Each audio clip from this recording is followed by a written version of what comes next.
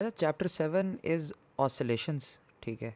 ये भी एक रिलेटिवली इजी, मैंने हर चैप्टर में यही बोला, लेकिन ये रिलेटिवली इजी चैप्टर ही है बिकॉज दिस इज़ समथिंग जो कि आई थिंक आप लोग मैट्रिक से पढ़ते आ रहे हैं। मतलब इसके अंदर कुछ एडिशनल चीज़ें, कुछ एक दो चीज़ें ही नहीं है, बाकी सारी आप लोग जो है ना पहले से आनी चाहिए आप लोगों को, ठीक है।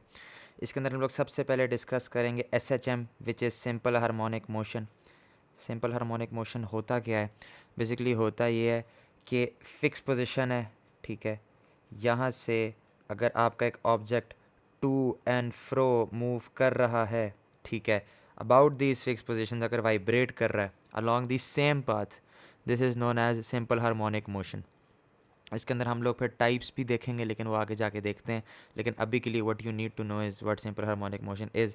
इसके अंदर हम लोग फ्रीक्वेंसी भी डिस्कस करते हैं कि कितने फ्रीक्वेंटली वो मूव कर रहा है, ठीक है, वाइब्रेट कर रहा है।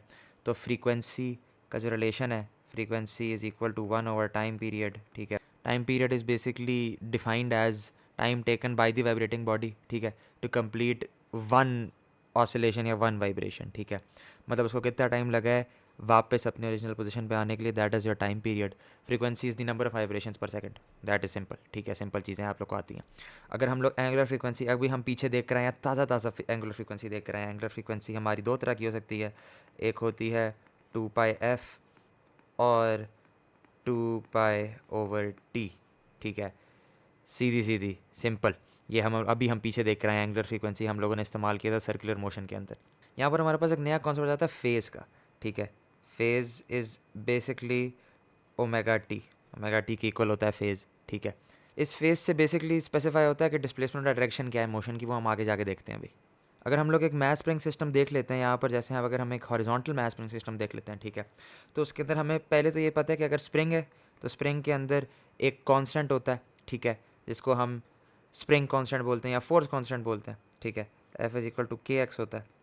यहाँ पर अब हम करेंगे ये कि अगर हम लोग एफ़ की जगह अगर हम लोग मैस इंटू एक्सेलरेशन कर दें, ठीक है, तो ये के एक्स हो जाता है। एंड ए को अगर हम कांस्टेंट बना लें तो दैट इज़ के ओवर एम इंटू एक्स, ठीक है।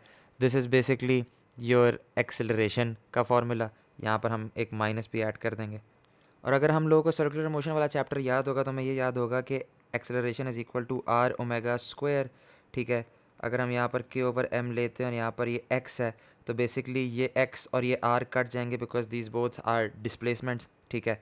तो यहाँ से omega will be equal to under root K over M. ये डेरिवेशन आप लोग को याद नहीं करनी, ये मैं सिर्फ इसलिए बता रहा हूँ कि बिकॉज इस तरह थोड़ा याद करना आसान आता है, रट्टा लगाने से बेहतर है। लेकिन आपका जो एंगुलर वेलोसिटी है यहाँ पर it can be denoted by under root K over M.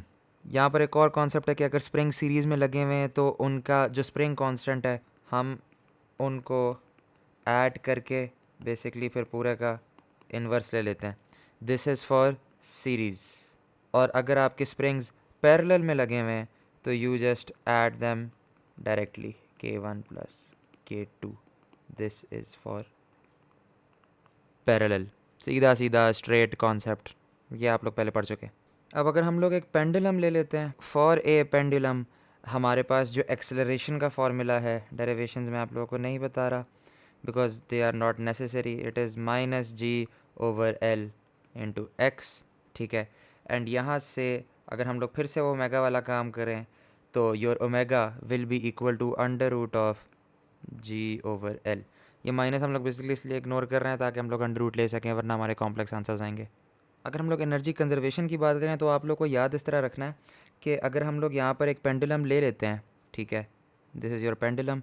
जब हम उसको यहाँ पर लेके गए हैं, this is the extreme height जहाँ से हमने उसको छोड़ा है, तो when it has attained some height वहाँ पर आपका पोटेंशियल एनर्जी मैक्सिमम होगी।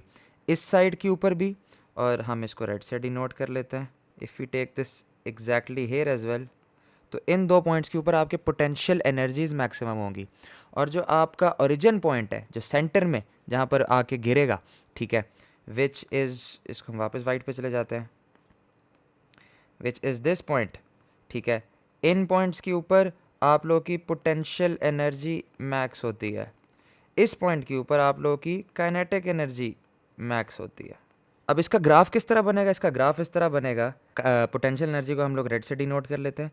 Potential energy is maximum at end points, तो यानी it needs to be identical यहाँ पर और यहाँ पर, तो it will be zero in the center, तो इस तरह करके आपकी पोटेंशियल एनर्जी बन जाएगी। और काइनेटिक एनर्जी को अगर हम लोग फॉर इंस्टेंस अगर हम ब्लू से डिनोट कर लेते हैं तो it is maximum at the centre and zero at the end points, ठीक है। तो it will be something like this, ठीक है।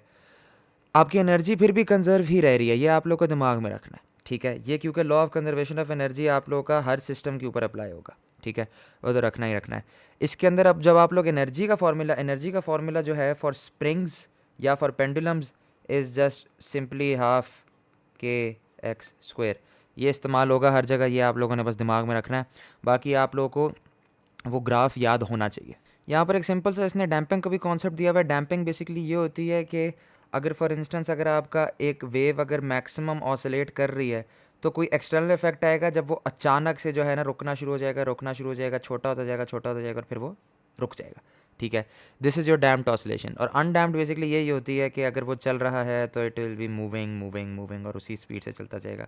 अब इसके अंदर उसने रेजोनेंस का भी कॉन्सेप्ट दिया हुआ है। रेजोनेंस बेसिकली होती ये है कि अगर आप लोगों के दो सिमिलर फ्रीक्वेंसी वाले ऑब्जेक्ट्स अगर एक साथ वाइब्रेट कर रहे हैं तो उनका जो इंटर्न एम्पलीट्यूड होगा that would be much higher than the normal amplitudes of those individually, ठीक है।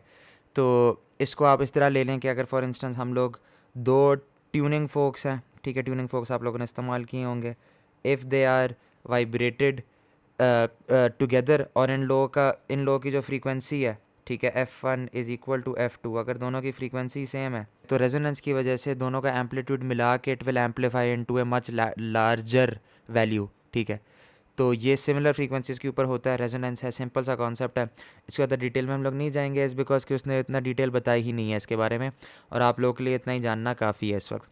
सिंपल सा चैप्टर है। अगेन इसके अंदर आप लोग SHM वगैरह ऑलरेडी पढ़ चुके हैं, पेंडुलम आप लोग पढ़ चुके हैं, आप लोग हॉरिजॉन्टल मैस स्प्रिंग सिस्टम पढ़ चुके हैं। बस आप लोग को कन्वर्जन्स याद होनी चाहिए, आप लोग को स्प्रिंग कांस्टेंट की वैल्यू, स्प्रिंग कांस्टेंट ऐड किस में होते हैं और इन्वर्स किस में होता है वो आप लोग को पता होना चाहिए। अगेन ये मैं काफ़ी चीज़ें रिपीट करता रहता हूँ, लेकिन अगेन सिंपल चैप्टर है, लेकिन गलती गुंजाइश इसमें नहीं होनी चाहिए। That is about it for this chapter. बहुत आसान है, बहुत सिंपल से, and yes that is chapter 7 done.